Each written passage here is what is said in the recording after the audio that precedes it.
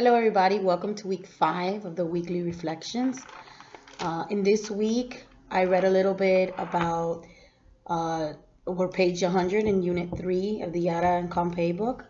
It talks about the importance of a person's name and that every name has a story behind it.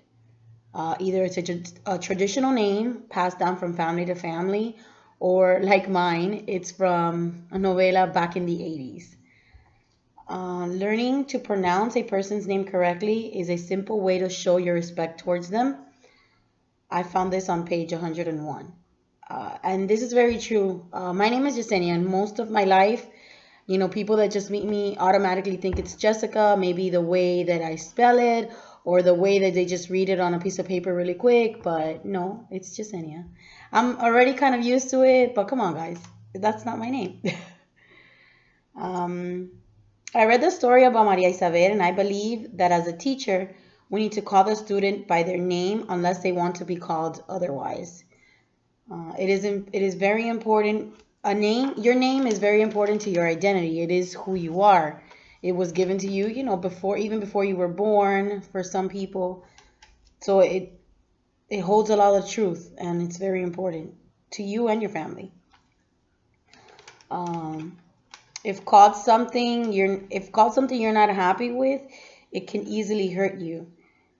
If I were Maria Isabel, I would speak my mind and let my teacher know exactly how I feel. In page 106, it mentions how one's name is frequently changed, or it can change, I'm sorry. It happens to some people when they move from their home country to a new country. They sometimes modify it, especially from Latin American countries. People usually have two last names. They have their mothers and their fathers. But here in the US, it's just common to have, your father's last name. So that second last name, they kind of just knock it down or knock it out. In page 117, a child named Mariposa was always teased because of her name and her appearance. It's funny because I actually know a little girl named Mariposa. So that's pretty funny. Some kids tease her about her freckles and how she should get rid of them, and people can sometimes be very cruel. It wasn't until her grandmother explained to Mariposa that her freckles were kisses from angels who had arrived to welcome a beautiful baby.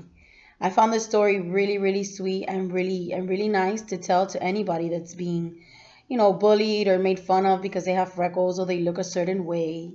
I thought this was very nice. In Unit 4, in pages 120 through 121, it mentions how, as human beings, we've lost a sense of community. And I find this to be true because nowadays we do the minimum to leave the house. We don't, like it mentions in the chapter, we don't even know our neighbors, honestly. I mean, if I see my neighbor walking around, I wave, but honestly, I don't even know which house they live in. So we don't know our farmers who farm and plant our food. We don't know the local hardware store, because everything is commercial nowadays. Let me see. And it was mentioning that the only true sense of community that we have is within the school. And this is true because students, they communicate day to day with one another. And in the school itself, it's like a mini community for them. And it mentions also that having that kind of community, that sense of community, it kind of expands towards your family, which is true. Let me see. So in a classroom, we have a learning environment in which students learn with and from one another. In page 124, it mentions how the ABC books are not only for beginning learners, but also for all ages. It talks about an activity that teachers do with students to help them relate to their immediate reality using the ABC books. For example, an ABC book of where they like to travel, or of things they like to collect, etc. So it kind of, like doing this kind of activity with the children or with the students kind of makes them, feel welcome or at home if they do that kind of activity that relates to them. In chapter 4 from Tabor's, speaking a second language, it says that for some students it takes a little time before they realize that the new language is different from their own. So they start school and they start talking, for example, Spanish to the rest of the students, and even the students listening to Spanish don't understand that that's not the same language. It takes them, especially in young children, it takes them a little bit of time. And for the person speaking Spanish, they don't understand that the person that they're talking to doesn't understand them. Let me see. They go through different phases. One, not everyone understands or speaks their language. Two, people who do not understand or speak their language speaks another language. And three, if they want to communicate with each other, they must learn. And three, in order to communicate with each other, they must learn this new and different language. So it's kind of like what I mentioned earlier. In page 56 from this chapter, there are two types of speeches that have been observed in second language learners. So the first one is called telegraphic speech, which refers to a few content of words as an entire utterance. For example, if you ask the child, what is this or what is that, and they don't know, you let them know what it is, and they just tell you like one word, like, oh, what is that you're playing with? Let's say it's a car. They don't know, but you tell them, oh, it's a car, and they're like, car. So they won't say it is a car or it's a car. They just say that one word. Once they know the word and content, you as a teacher can elaborate. Oh, it's a yellow car or it's a yellow flower. This helps a second language learner because they begin to develop a vocabulary for objects in English, and they actually begin to put two and two together and make, some kind of structured sentence.